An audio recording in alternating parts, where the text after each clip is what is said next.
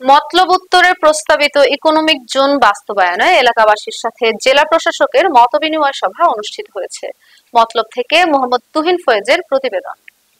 Economic zone দেশের পিছিয়ে পড়া অঞ্চলের শিল্প স্থাপনের মাধ্যমে সুষম উন্নয়ন নিশ্চিত করতে সরকার এক ধরনের অর্থনৈতিক অঞ্চল স্থাপনের উদ্যোগ নিয়েছে।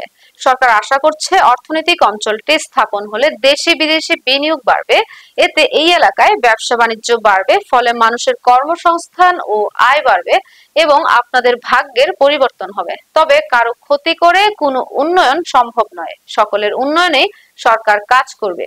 রোববার চাঁদপুরের মতলব উত্তর উপজেলার এখলাসপুর চর কাশিম স্কুল প্রাঙ্গণে চরাঞ্চলবাসীর সাথে এক মতবিনিময়ে চাঁদপুর জেলা প্রশাসক মহসিন উদ্দিন এসব কথা বলেন। তিনি বলেন, শক্তি প্রয়োগ করে কোনো কিছু করা সম্ভব নয়। আমি আপনাদের কথা চিন্তা করি, কৃষকদের কথা চিন্তা করি। আপনাদের উন্নয়নের সরকারের ঊর্ধ্বতন কর্তৃপক্ষের সাথে বারবার কথা বলছি, যাতে আপনাদের ন্যায্য পাওনা আপনারা পান। আপনাদের ক্ষতিপূরণ দিয়ে ইকোনমিক জোনের কার্যক্রম শুরু করা হবে। ইকোনমিক জোন এলাকায় চারা গাছ রোপণ সহ সকল কাজে আপনাদের সহযোগিতা করবেন।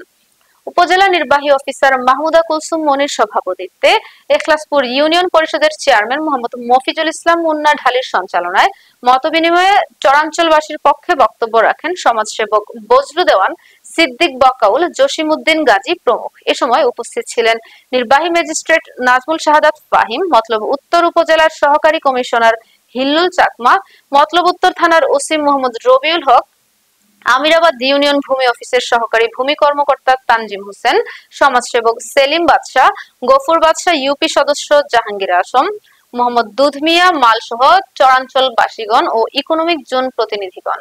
রেট দিছি, রেটটা কত এইটা জানতে চাচ্ছি। আর ডিমার্কেশন স্যার করার জন্য খাস আছে স্যার, এই খাসটাকে কিন্তু স্যার খালি নেই, হয় আমি চাষ করি নাহলে আরেকজনে করে, আমার বাপ চাচারা পূর্বপুরুষ করে আসছে, সে অনুযায়ী আমরা করি স্যার। এখন ওই জায়গারও আপনি বলছিলেন স্যার, যদি বেয়াদবি আপনিও বলছিলেন যে আমি ওই জায়গারও একটা ক্ষতিপূরণ আপনাদেরকে দিব। এই কথাগুলোই আমরা স্যার এইখানে উপস্থাপন করেছি।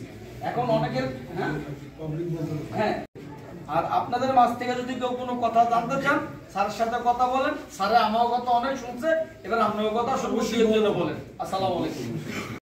আপনাদের 12টা থেকে জিজ্ঞেস করি জমি এখন বেচা পর্যন্ত না হলে আমি কোনো চাষবাস করি সেই জমিও আমাদের চিংড়ি মাছ ধরে স্যার, চিংড়ি মাছ, বাইলা মাছ, সেও মাছ কিছু বলেছেন আপনারা অবশ্যই সেটা শুনেছেন। আমি কিছু কথা বলবো, একটু গুনগুন যেনাদের শব্দটা আপনারা করবেন না, রেকর্ড মুক্ত।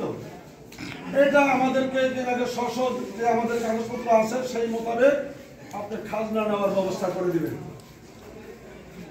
এটা হলো আমাদের জনগণের একটা দাবি। কি কথা ঠিক আছে?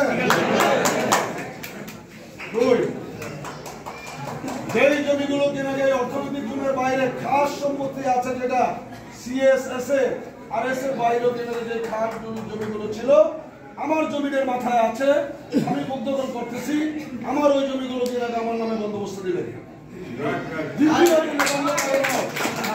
যে বদ্ধকরণ করতেছে কেনাটা তাকেই কেনাটা তার ওই সম্পত্তিটা কেনাটা বুঝে দিতে হবে, সেটা বন্দোবস্তের মাধ্যমে। এই গেল দুই। সরকার আমাদের জনগণের মাধ্যমে, আমরা জনগণই সরকার, সরকারি জনগণ, আপনারা সরকারি প্রতিনিধি, আমাদেরই প্রতিনিধি। খাস থাকুক আর রেকর্ড থাকুক, যেভাবেই থাকুক, আমরা দখলে থাকি স্যার। এটা আসলে যদি সরকার একটা সময় বন্দোবস্ত দেয়, আপনার খাস জমিটা আমাকে দিতে হবে, কারণ আমি দখলে আছি স্যার। আমি আরেকটু বলবো স্যার, আমাদের এই চরটা 50-60 বছর হয়েছে স্যার। এমন মানুষ আছে সারা জীবনের তার সাধনার মাধ্যমে, ইসলামের মাধ্যমে 5 করা বা 10 করা জমি করে সে বসবাস করতেছে, চাষাবাস করতেছে। তা এই জমিটুকু যদি তার চলে যায়, তার আর সারা জীবনের সাধনাই তার শেষ।